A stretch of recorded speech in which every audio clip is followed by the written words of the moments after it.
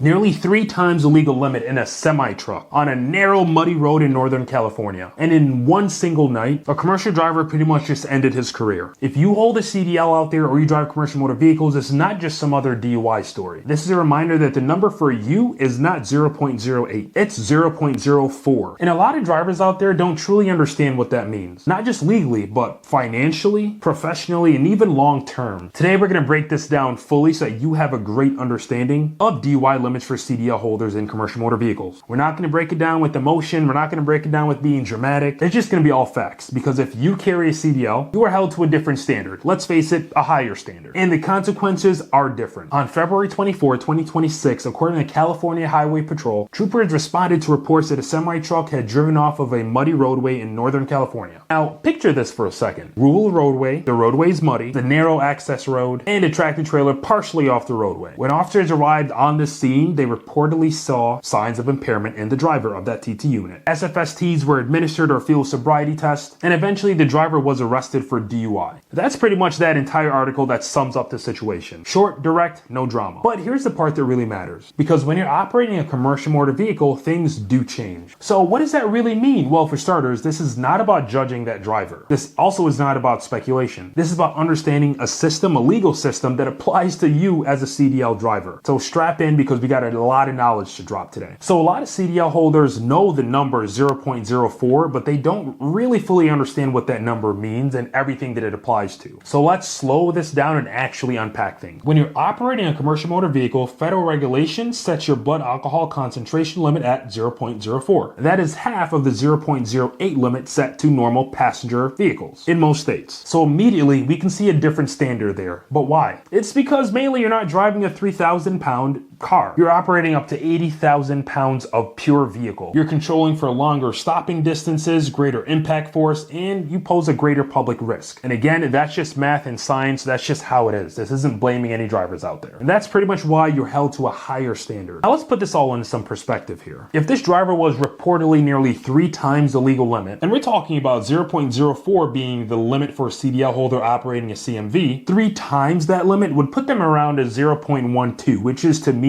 absolutely outrageous for anybody, whether it be a passenger vehicle or a commercial motor vehicle especially. And that is not borderline. It's far from borderline. And that's not really, oh, maybe I shouldn't have had that last drink. That comes down to significant impairment territory. And here is where a lot of drivers start misunderstanding things. Because some people out there say, well, the DUI limit is 0.08. And yes, that would be true for non-CDL and non-commercial motor vehicle drivers in a non-commercial motor vehicle. But the moment you're behind the wheel of a commercial motor vehicle, 0.04 becomes that magic number that matters for your CDL and that DUI limit. Let's walk through a realistic scenario so I can further try to break this down and make it easy to understand. Let's say you're on a reset. You parked for the night, you decide to have a couple drinks outside of your truck somewhere. Because remember, drinks should not be in your truck. So anyway, you have a couple drinks, you think that you're completely fine. You get back to your truck, you go to sleep, you wake up the next morning, and you feel okay. You don't really feel intoxicated. You get behind the wheel, but your BAC is still a 0.05. Now, you may not feel impaired, but legally, you are above the federal CDL limit. And that's really where the problem starts coming up. Because enforcement, like we all know, does not operate on how you feel. It operates on the numbers. So what exactly happens at that point then? So if you test at or above 0.04 while operating a commercial motor vehicle, you are placed out of service immediately. Minimum 24 hours, done, right there. And no, you cannot just switch drivers and continue like nothing happened. You can't ignore it at all. Again, you're just flat out of service. And then you have your potential, screening for DUI and things of that nature as well on top of that. So that means court, that means fines, that means CDL consequences, job consequences, and even possible jail time. And here's something a lot of truck drivers don't think about.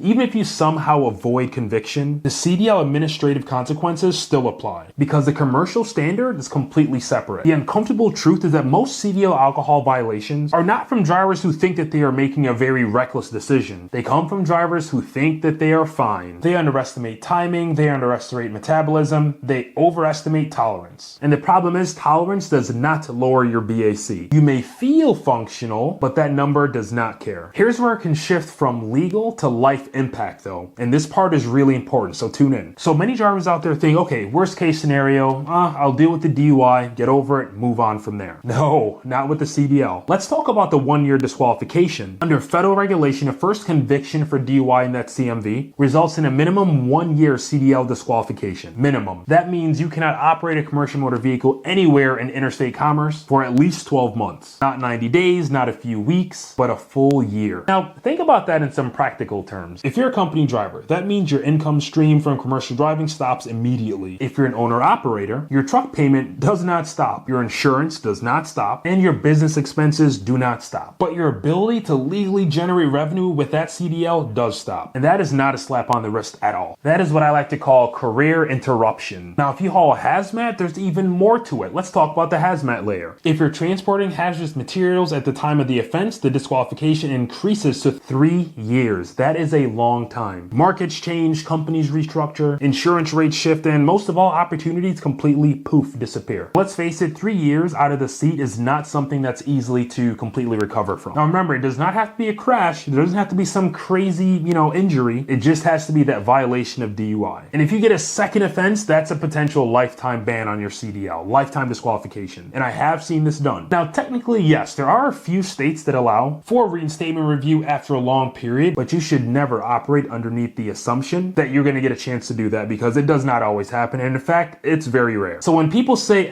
it's just one mistake, I think they are severely underestimating the structural consequences that are already built into the system. Cole, you forgot to tell them how that's tracked on record.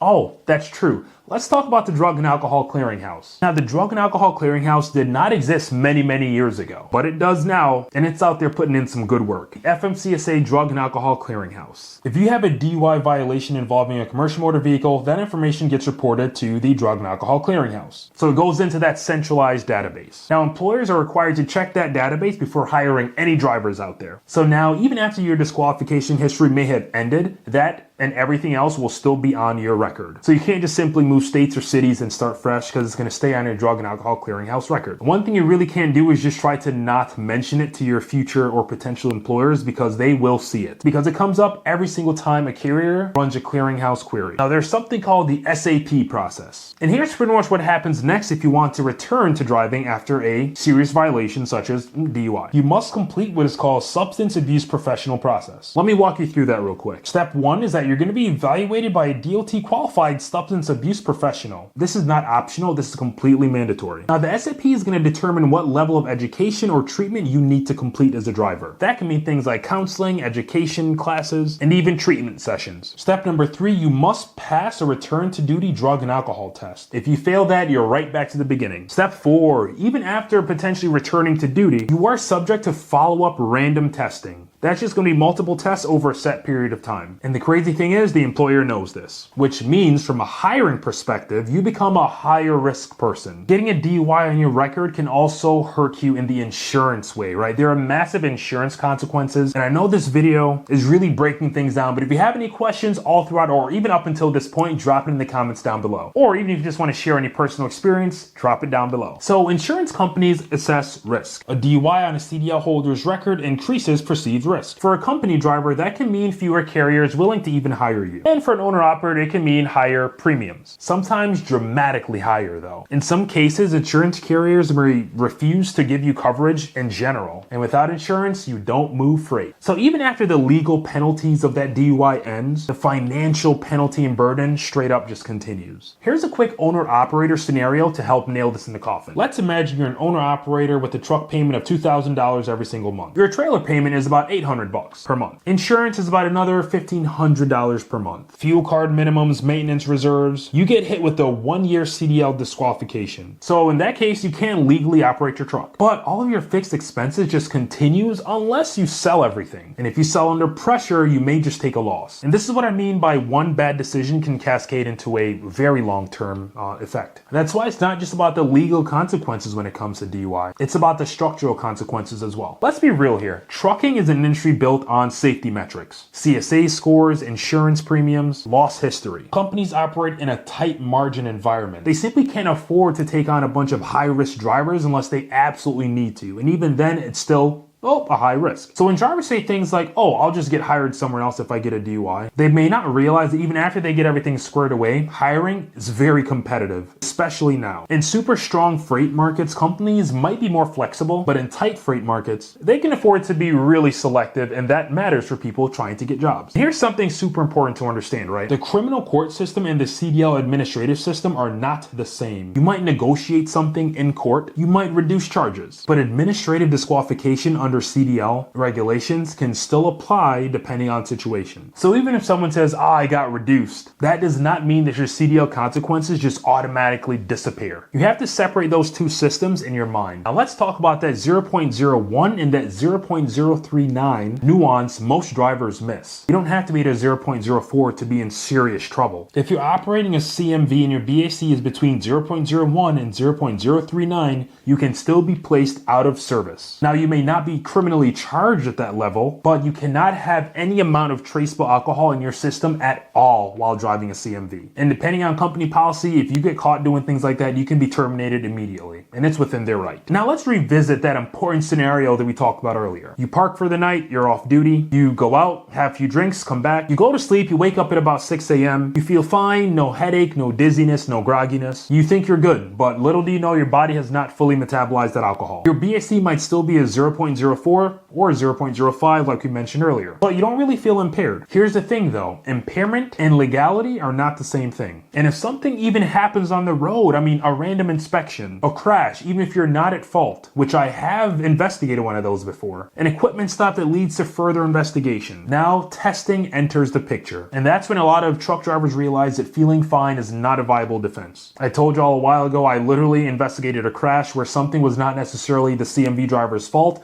but we ended up finding out that that person was impaired through investigation. It did not end well for him. So many drivers out there say, I can handle my alcohol, but tolerance does not change BAC math. It just doesn't. You may feel steady, you may feel normal, but chemically your blood alcohol concentration is what it is. The number does not care about your experience. It doesn't care about your size either, and it does not care about your confidence. That's why relying on how you feel is completely dangerous. The other dangerous thing for you is that how many companies out there have a completely legal zero tolerance policy. So again, if you're hit with this violation, if you're, hit with DUI and all that, you can be terminated right away. Not worth it. Now, I'm not here to preach. I'm not here to judge anyone. This is not that kind of channel. This is an educational channel where I want to keep you ahead of the game and just keep you educated. I really want to be here to explain how the system works so that you can better handle yourself. When you operate a commercial motor vehicle, you're trusted with a massive responsibility. 80,000 pounds, long stopping distances, shared highways with families and passenger vehicles. Yes, those pesky four-wheelers. And that higher standard exists because the consequences of mistakes are amplified by the size and weight of the vehicle that you are controlling. That's not emotion, that's physics. That's why 0.04 matters for you. If you carry a CDL, just understand this clearly. The rules are different for you. You may not like it, but that is just how it is. You are held to a higher standard. The consequences are heavier for you. And remember, that number that matters is not 0.08, it is 0.04, but you as a CDL holder and a commercial motor vehicle driver, you can't have any measurable amount of alcohol in your system while operating a commercial motor vehicle. So just know the standard before it costs you your career, or even more morbidly, your life or someone else's life. If this video brought you value, consider hitting that like and subscribe button. Share this video to all other truckers to help to keep them educated, to help to keep them ahead of the game as well. Until next video, stay safe, keep rolling.